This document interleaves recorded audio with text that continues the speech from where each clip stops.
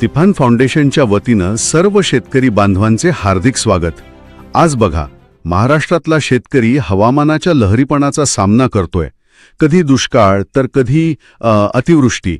अशा परिस्थितीत तंत्रज्ञान आपल्याला काही मदत करू शकतं का? याच एका मोठ्या प्रश्नाच्या उत्तराचा शोध घेण्यासाठी आज आपण AI फॉर ॲग्री 2026 या जागतिक परिषदेच्या माहितीपत्रकावर सखोल चर्चा करणार आहोत. अगदी बरोबर. आणि ही फक्त एक परिषद किंवा काय म्हणतात त्याला प्रदर्शन नाहीये. महाराष्ट्र सरकारने सुरू केलेला हा एक बहुवर्षीय जागतिक मंच आहे. याचा पाया राज्याच्या महाॲग्री AI धोरण 2025-2029 मध्ये आहे आणि त्यासाठी सुरुवातीला 500 कोटी रुपयांची तरतूद आहे. म्हणजे हे एक दूरगामी धोरण आहे. अनेकांच्या मनात एक प्रश्न येईल, याचा शेतकऱ्याच्या दैनंदिन जीवनात नेमका कसा परिणाम होणार? की थेट शेतापर्यंत पोहोचणारी काही यंत्रणा उभी करण्यासाठी वापरले जाणार आहेत? हा खूप महत्वाचा प्रश्न आहे. या धोरणाचं उद्दिष्ट दुहेरी आहे.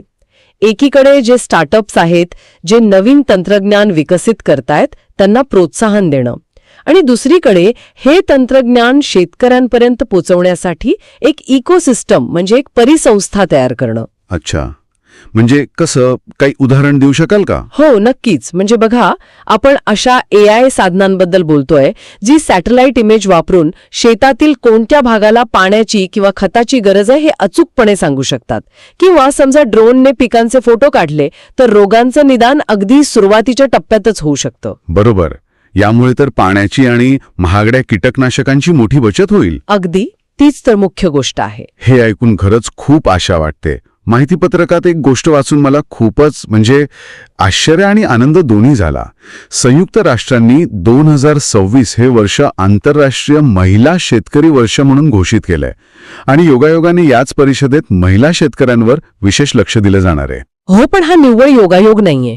सर्वसमावेशक AI महिला शेतकऱ्यांसाठी हा या परिषदेचा एक महत्वाचा आधारस्तंभ आहे. महिला शेतकऱ्यांच्या गरजा थोड्या वेगळ्या असतात. त्यांची संसाधनांपर्यंत पोहोचण्याची क्षमताही वेगळी असते.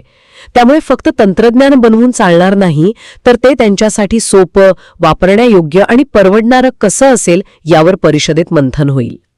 मग या परिषदेत फक्त यावर चर्चाच होणार की काही ठोस योजनांवरही विचार केला जाईल? निश्चितच. इथे फक्त चर्चा नाही, तर एक कृती आराखडा बनवण्यावर भर असेल.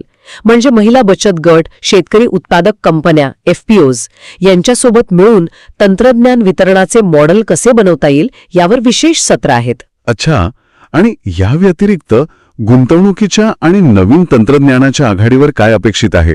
म्हणजे स्टार्टअप्स आणि संशोधकांसाठी काय संधी आहे तिथे? स्टार्टअप्स त्यांचे नवीन